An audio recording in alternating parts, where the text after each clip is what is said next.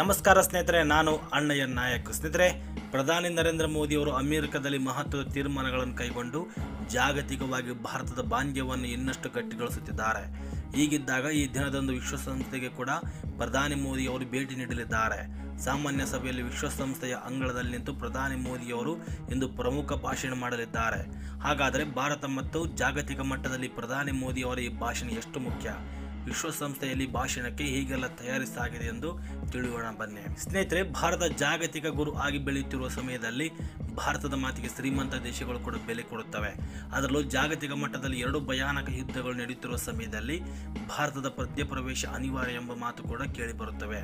ಪರಿಸ್ಥಿತಿ ಹೀಗಿದ್ದಾಗಲೇ ಪ್ರಧಾನಿ ನರೇಂದ್ರ ಮೋದಿ ಅವರು ಇದೀಗ ಅಮೆರಿಕದ ನೆಲಕ್ಕೆ ಭೇಟಿ ನೀಡಿದ್ದು ಇಂದು ವಿಶ್ವಸಂಸ್ಥೆಯಲ್ಲಿ ಮಹತ್ವದ ಭಾಷಣ ಕೂಡ ಮಾಡಲಿದ್ದಾರೆ. ಹಾಗಾದರೆ ಪ್ರಧಾನಿ ನರೇಂದ್ರ ಮೋದಿ ಅವರ ಭಾಷಣಕ್ಕೆ ತಯಾರಿಗಳು ಹೇಗೆ ಸಾಗಿವೆ? ಸ್ನೇಹಿತರೆ, ಈಗಾಗಲೇ ಭಾರತೀಯ ಸಮುದಾಯದ ಕಾರ್ಯಕ್ರಮ ಮುಗಿಸಿರುವ ಪ್ರಧಾನಿ ಮೋದಿ ಅವರು ಇಂದು ನ್ಯೂಯಾರ್ಕ್ ನಗರದ ವಿಶ್ವಸಂಸ್ಥೆಯ ಅಧಿವೇಶನದಲ್ಲಿ ಭಾಗಿಯಾಗಲಿದ್ದಾರೆ. ಕ್ವಾಡ್ ಶೃಂಗಸಭೆ ಮುಗಿಸಿದ ನಂತರವೇ ನೇರವಾಗಿ ನ್ಯೂಯಾರ್ಕ್ ನಗರಕ್ಕೆ ಬಂದಿದ್ದ ಪ್ರಧಾನಿ ಮೋದಿ ಅವರು ಹಲವು ಪ್ರಮುಖ ಸಮಾರಂಭದಲ್ಲಿ ಭಾಗಿಯಾದರು. ಭಾರತೀಯ ಸಮುದಾಯದವರ ಅದ್ದೂರಿ ಸ್ವಾಗತ ಕೂಡ ಸ್ವೀಕರಿಸಿದರು. ಈಗ ವಿಶ್ವಸಂಸ್ಥೆ ಮಹಾ ಅಧಿವೇಶನ ಉದ್ದೇಶಿಸಿ ಮಾತನಾಡಲಿರುವ ಪ್ರಧಾನಿ ನರೇಂದ್ರ ಮೋದಿ ಅವರು ಯುದ್ಧದ ವಿಚಾರದ ಕುರಿತು ಕೂಡ ಪ್ರಸ್ತಾಪ ಮಾಡುವ ಸಾಧ್ಯತೆ ಇದೆ. ಯಾಕೆಂದರೆ ಈಗಾಗಲೇ ಜಗತ್ತಿನಲ್ಲಿ ರಷ್ಯಾ ಮತ್ತು ಉಕ್ರೇನ್ ಸೇರಿದಂತೆ ಹಲವು ಕಡೆ ತಿಕ್ಕಾಟ ಆರಂಭವಾಗಿದೆ. ಹೀಗಿದ್ದಾಗ ಭಾರತದ ಮಧ್ಯಪ್ರವೇಶ ಅನಿವಾರ್ಯ ಎಂಬ ಮಾತು ಕೇಳಿಬರುತ್ತದೆ.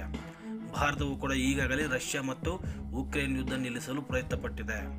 ಒಟ್ಟಿನಲ್ಲಿ ಪ್ರಧಾನಿ ಮೋದಿ ಅವರ ವಿಶ್ವಸಂಸ್ಥೆ ಭಾಷಣಕ್ಕೆ ಇಡೀ ಜಗತ್ತೇ ಕಾಯುತ್ತಿದೆ. ಹೀಗೆ ಪ್ರಧಾನಿ ಮೋದಿ ಅವರು ಪ್ರಸ್ತಾಪ ಮಾಡಲಿರುವ ವಿಚಾರಗಳು ಜಾಗತಿಕ ಮಟ್ಟದಲ್ಲಿ ಚರ್ಚೆಗೆ ಕೂಡ ಬರಲಿವೆ.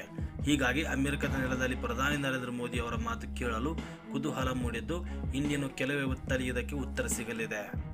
ಸ್ನೇಹಿತರೆ, ಈ ವಿಡಿಯೋ ಬಗ್ಗೆ ನಿಮ್ಮ ಅಭಿಪ್ರಾಯ ಏನೆಂಬುದು ತಪ್ಪದೆ ಕಾಮೆಂಟ್ ಮಾಡಿ ತಿಳಿಸಿ. ಹಾಗೆ ನಮ್ಮ ಯೂಟ್ಯೂಬ್ ಚಾನಲ್ ಇನ್ನೂ ನೀವು ಸಬ್ಸ್ಕ್ರೈಬ್ ಆಗದಿದ್ದರೆ ದಯವಿಟ್ಟು ಸಬ್ಸ್ಕ್ರೈಬ್ ಮಾಡಿ ಬೆಂಬಲಿಸಿ. ನಮಸ್ಕಾರ.